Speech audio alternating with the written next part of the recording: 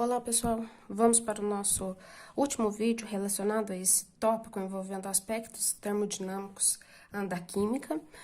No réu que vem a gente trabalha outros conceitos, então a gente finaliza aqui. Nos vídeos anteriores, nos vídeos passados, nós já tínhamos abordado algumas situações em que nós tínhamos alguns eventos que aconteciam de forma espontânea.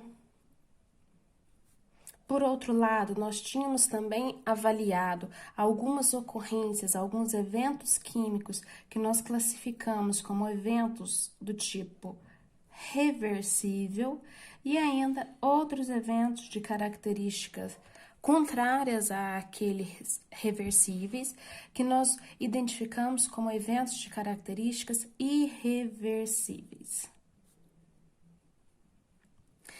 Quando nós trabalhamos este conjunto de informações, nós definimos e operacionamos de forma matemática a entropia do sistema.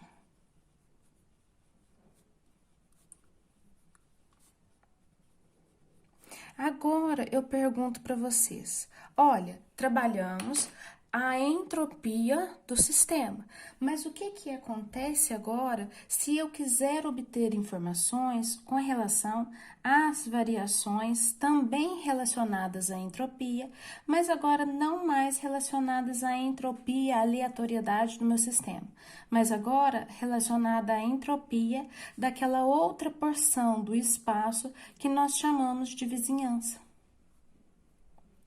Como determinar agora os parâmetros que são necessários e suficientes para que a gente saia dessa abordagem entrópica do sistema e comece uma abordagem entrópica agora da vizinhança?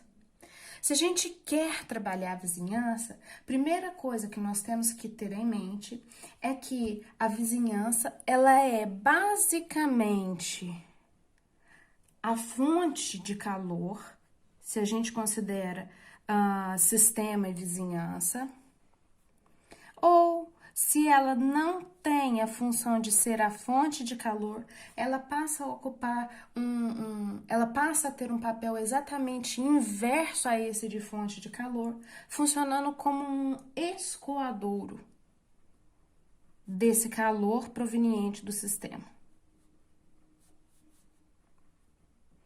Contudo, independentemente de ter uma função de fonte ou uma função de escoadouro de calor, para as duas formas, a vizinhança tem a habilidade, a capacidade de sempre trabalhar a temperatura constante.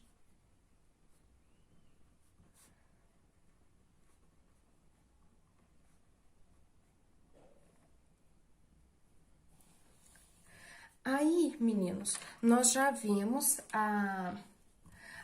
alguns vídeos atrás que a gente pode calcular a variação da entropia, não mais agora do sistema, mas agora a variação de entropia da vizinhança, correlacionando que, ou atuando como fonte de calor, ou atuando como escoadouro de calor, toda a energia que flui de ou flui para a vizinhança, ela provém do sistema.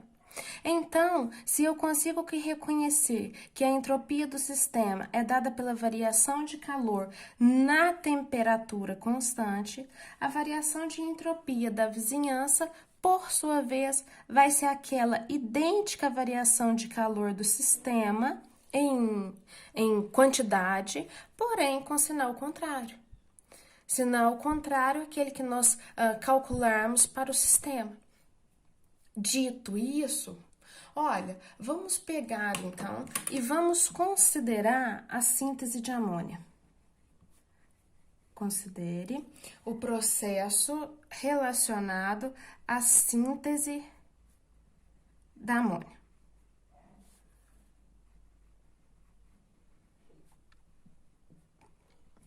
Nesse processo de síntese de amônia, a gente tem a interação entre nitrogênio gasoso, hidrogênio gasoso, que juntos reagem e formam NH3, gasoso também. A primeira coisa que a gente tem que fazer quando a gente tiver uma equação que representa o processo que a gente quer é começar fazendo o balanceamento da equação química. Então, eu já sei que para cada 1 mol de N2 gasoso, eu vou ter a formação de 2 mols de amônia e consequente consumo de 3 mols de H2. Nós vamos calcular agora qual é a variação de entalpia que acontece quando, a partir destes dois constituintes gasosos, nós formarmos amônia.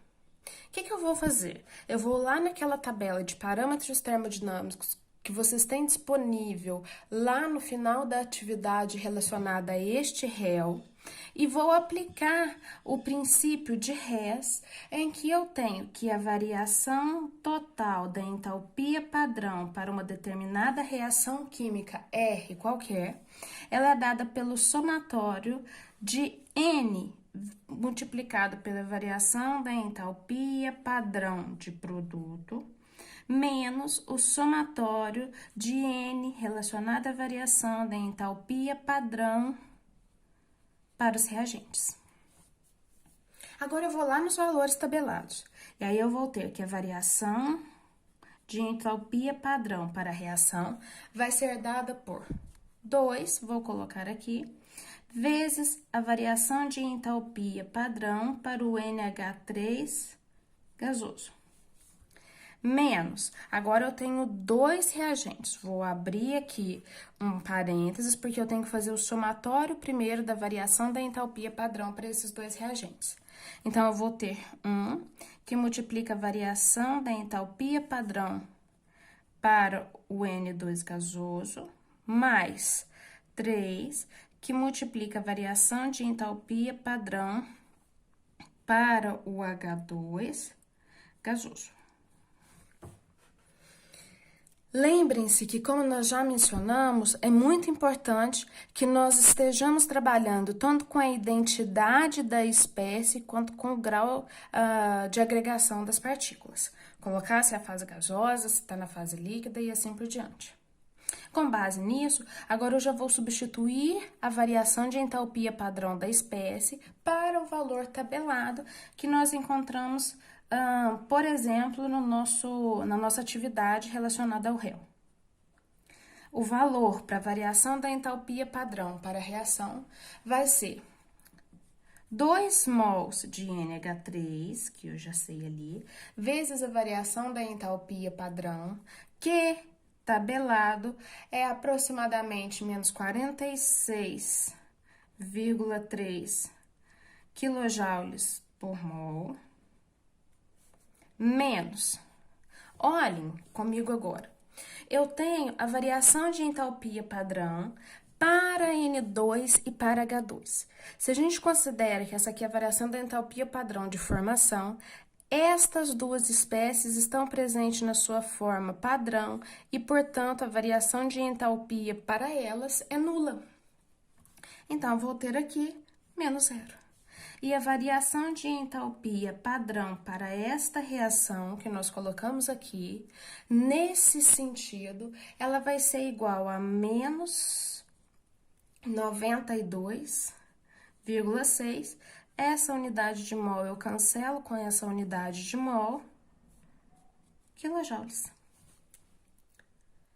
Agora, observem comigo uma série de informações que são fundamentalmente importantes. Eu tenho que a variação da entalpia padrão para a reação, ela tem um sinal que é negativo. Sendo esse sinal negativo, ele remete para a gente a existência de um processo que tem características exotérmicas. É uma reação de natureza exotérmica. Sendo exotérmica, eu reconheço esse processo, então, como um processo típico que libera calor do sistema para a vizinhança. Se libera calor do sistema para a vizinhança, quando a vizinhança recebe esta quantidade de energia, ela tem um resultado. E o resultado direto é que existe, como consequência da liberação de calor, a um aumento da entropia agora da vizinhança.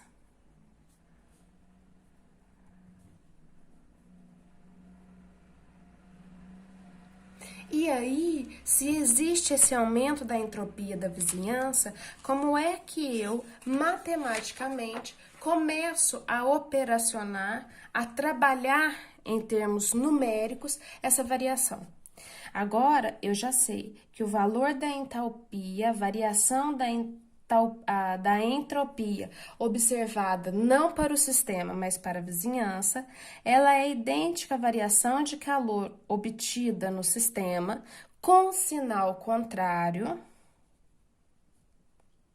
E se eu trabalho em condições de temperatura constante, dividido por esse T. Então, para o nosso caso de síntese de amônia, a variação de calor é aquela variação que nós observamos na entalpia padrão de formação, dividido pela temperatura na qual a reação acontece, que é 25 graus Celsius, tendo os dados tabelados nessa temperatura. Diante disso, eu vou colocar aqui na frente e vou pegar o resultado que nós encontramos nesta primeira folha, de 92,6.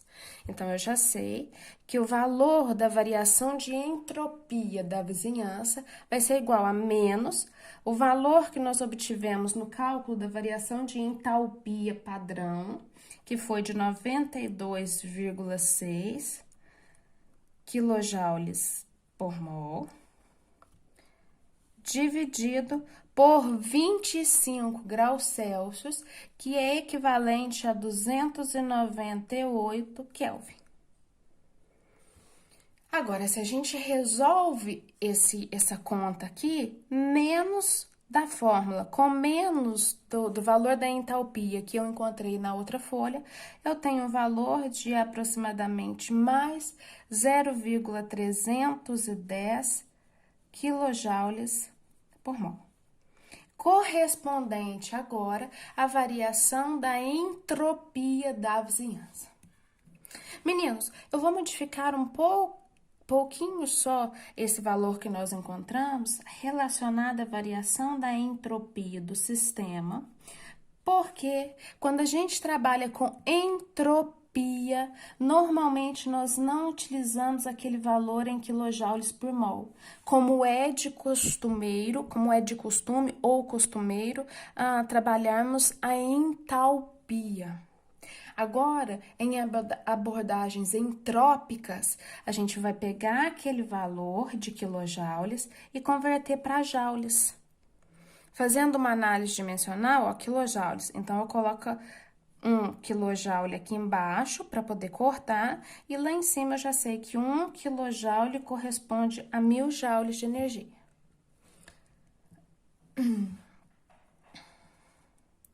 Ali, ok. Temperatura aqui embaixo, por Kelvin. Agora, eu corto esse com esse, e o meu valor final vai ser de mais 0,310. Opa, desculpa. Vamos multiplicar, né, por 1000.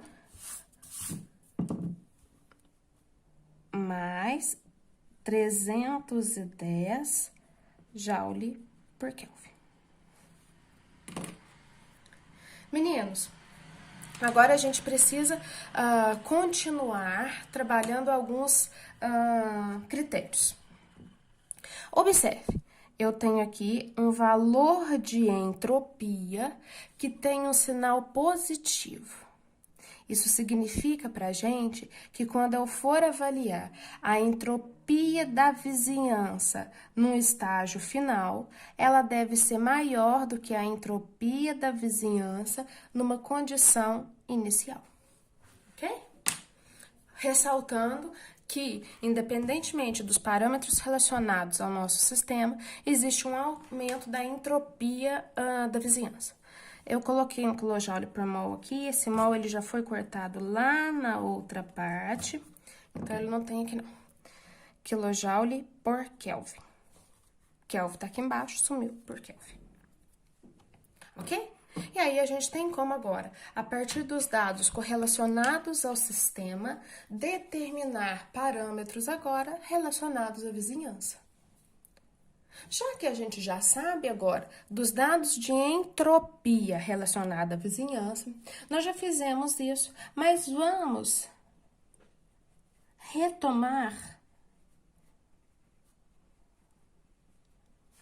os cálculos de variação da entropia,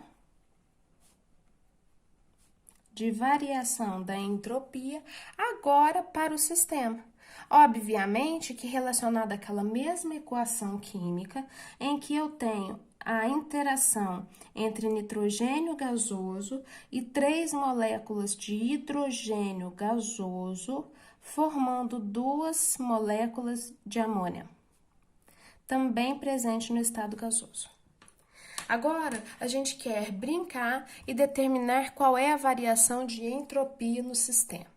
E também, com base nos parâmetros que mencionam a entropia como uma função de estado, eu tenho que a variação da entropia padrão, ela é dada pelo somatório de N variação de entropia padrão de produto, menos o somatório de N vezes a variação da entropia padrão para os reagentes. Se eu estou trabalhando com dados relacionados à entalpia ou à entropia padrão, eu preciso de novo recorrer àquela nossa tabelinha de parâmetros termodinâmicos. Agora, eu já tenho que a variação de entropia padrão para o sistema, ela vai ser 2 vezes a variação de entropia padrão para o NH3 gasoso, menos 1 vez a variação de entropia padrão para o N2 gasoso, mais 3, que multiplica a variação de entropia padrão para o H2 gasoso.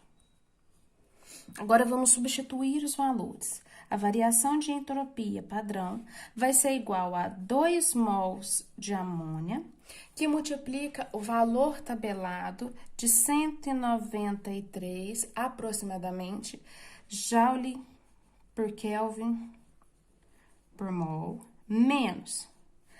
Para o N2 e H2, se nós estivéssemos trabalhando com valores relacionados à entalpia H, esses valores seriam nulos. Para o cálculo de entropia em temperaturas diferentes do zero absoluto, todas as espécies químicas possuem um valor entrópico associado. Então, aqui não dá para a gente cancelar e garantir a nulidade do sistema. A gente tem que vir e continuar calculando. Calculando a proporção entre 1 mol de N2 e o seu valor de entropia padrão de aproximadamente 191,5 joule por Kelvin por mol, mais 3 vezes o número de mol do H2, que multiplica a entropia padrão de 131 joule por Kelvin por mol. Olha, agora eu vou cancelar mol aqui com mol aqui, mol aqui com mol de cá, mol aqui que eu esqueci de colocar, com esse mol de cá. E temos que o valor correspondente à variação da entropia padrão vai ser aproximadamente 386 joule por Kelvin, desse resultado, menos, quando eu multiplico 131 vezes 3, eu tenho 393, mais 191,5, isso vai me dar um somatório de 584,5 joule por Kelvin. E o valor final, então, para variação de entropia no sistema, ele é igual a menos aproximadamente 198,5 joules por Kelvin. Meninos, agora acompanhem comigo. Eu tinha um valor para a entropia da vizinhança de menos 92,6 e tenho, opa, não, tá aqui, de mais 310 joules por Kelvin, correspondente à vizinhança, e agora tem um valor para o sistema de 198,5. E agora, o que acontece se nós quisermos calcular não a entropia do sistema, não a entropia da vizinhança? Mas e agora, como que fica a variação de entropia de algo maior que a gente chama de universo? Agora, a partir desses dois dados, a gente tem como estabelecer parâmetros para calcular agora a variação de entropia do universo, porque esta variação é dada pelo somatório das variações de entropia do sistema, mais a variação de entropia daquela outra região que a gente definiu como vizinhança. E se eu tenho esses dados, eu já sei agora que a variação de entropia do universo vai ser dada pela variação de entropia do sistema, menos 198,5 joule por Kelvin, mais variação de entropia da vizinhança, 310 joules por Kelvin.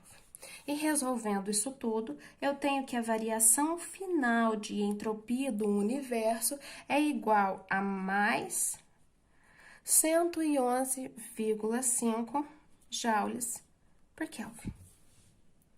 Olha, vamos tirar agora algumas informações importantes com relação a estes cálculos que nós acabamos de fazer. Primeiro, a nossa abordagem que a gente sempre faz é com relação à correlação que deve ser dada entre o sinal matemático obtido pela aplicação matemática e qual é a correlação química que este sinal representa para a gente. Se eu tenho uma variação de entropia que é positiva, isso significa para nós que ela está diretamente correlacionada com processos que tendem a ser espontâneos. Ou seja, se a variação de entropia do universo ela é positiva e está relacionada a processos de natureza espontânea, isso significa que, se nós pegarmos aquelas espécies químicas tratadas ali em cima, se eu tenho a combinação de N2 gasoso, se eu pego mais H2 gasoso, e se eu tenho ainda a mistura com NH3 gasoso, se nós colocarmos essas espécies químicas nos seus estados, que a gente chama de estados padrão, e estado padrão nós já definimos alguns vídeos para trás, como sendo aqueles em que a pressão é aproximadamente 1 atm e a temperatura de 25 graus Celsius, ou 298 Kelvin. Se nós tivermos esse sistema, ele tende a reagir, o sistema tende a reagir de forma espontaneamente para formar NH3. Para formar NH3, porque a equação, o sentido da reação que nós colocamos ali era no sentido de amônia ser formada. Então, nessas condições, de 1 atm 25 graus Celsius, de fato o sistema vai formar amônia quando tiver nitrogênio e hidrogênio juntos. Ressaltando, então, a espontaneidade do processo dada pelo cálculo da variação de entropia do universo. Contudo, meninos, ainda que nós tenhamos esse processo como um processo espontâneo em termos termodinâmicos, nada pode ser inferido com relação à cinética do processo. Então, a gente já sabe que ele tende a ser espontâneo, mas nada pode ser mencionado ou nada pode ser previsto sobre a velocidade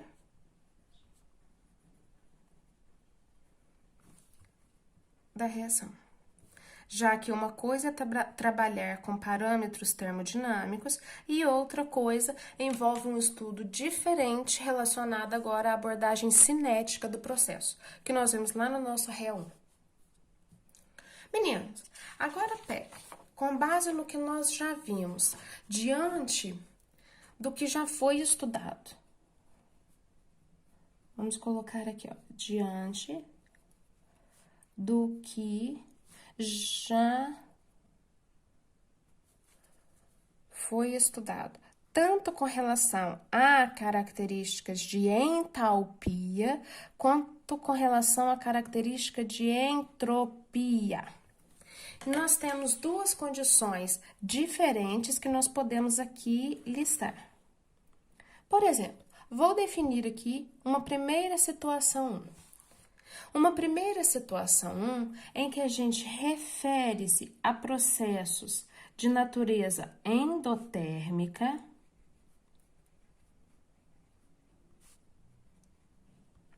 processos que são endotérmicos.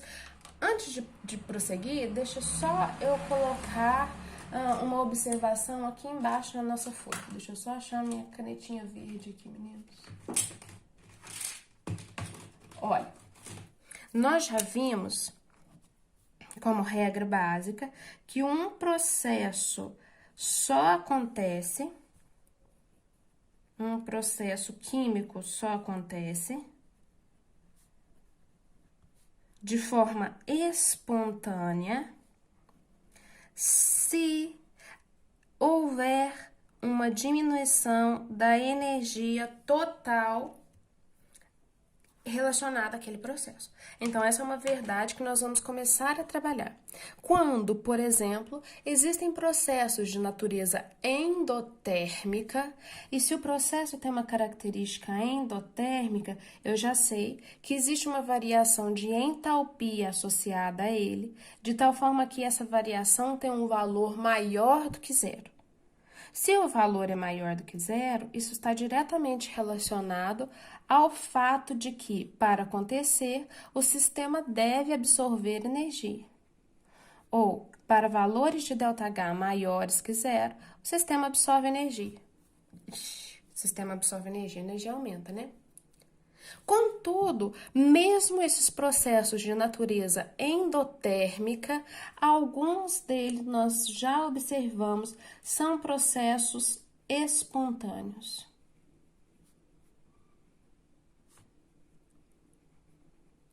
Mas como que eles podem ser espontâneos se o sistema está aumentando a quantidade de energia?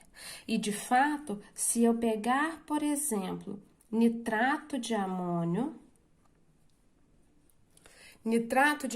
presente de forma sólida, misturar com quantidade suficiente de água, nitrato de amônio rapidamente passa a ser amônio solubilizado, aquoso, mas o íon nitrato também disponível de forma aquosa.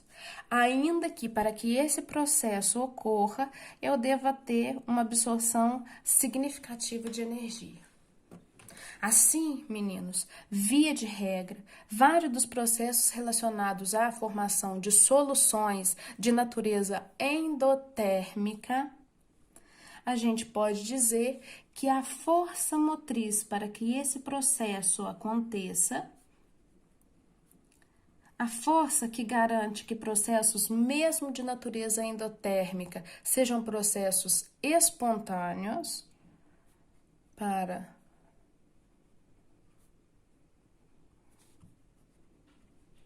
processos endotérmicos serem espontâneos,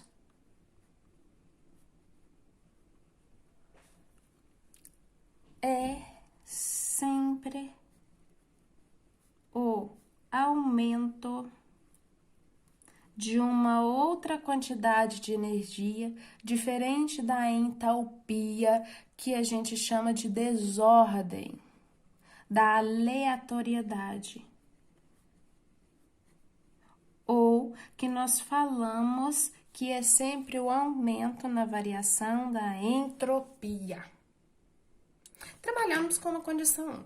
Agora, vamos descrever uma outra condição, que nós vamos chamar de condição 2. Na condição 1, nós tínhamos processos endotérmicos que só tinham sucesso em ser espontâneos porque eu tinha um aumento na entropia. Por outro lado, a gente tem que avaliar o inverso.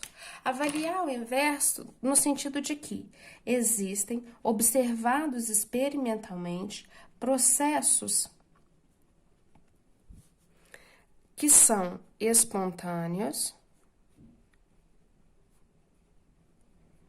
mas que eles prosseguem, eles acontecem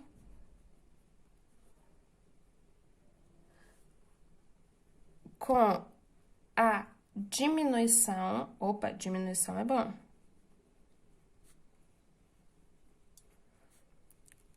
Da entropia. Diminuição é bom. Se fosse entalpia. Diminuição da entropia. De tal forma que, de maneira semelhante ao que nós fizemos para a entalpia, existe uma variação de ΔS que é menor do que zero.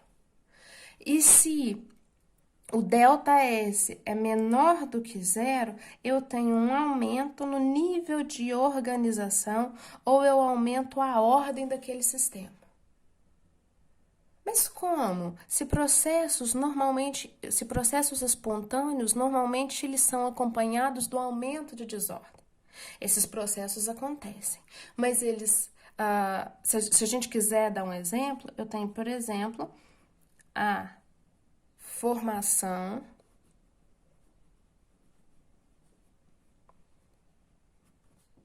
TNaCl sólido. Olha, o sal de cozinha que todo mundo conhece, em que eu vou pegar fases dispersas de sódio mais, interagir com também dispersas fases de cloreto e, via, sobretudo, a energia reticular, eles se juntam e formam cloreto de sódio altamente ordenado, altamente organizado na forma sólida. A reação acontece? Acontece. É espontânea? É, ainda que o produto seja altamente organizado. Contudo, ela só acontece porque está associada a um valor de ΔH altamente exotérmico ou muito menor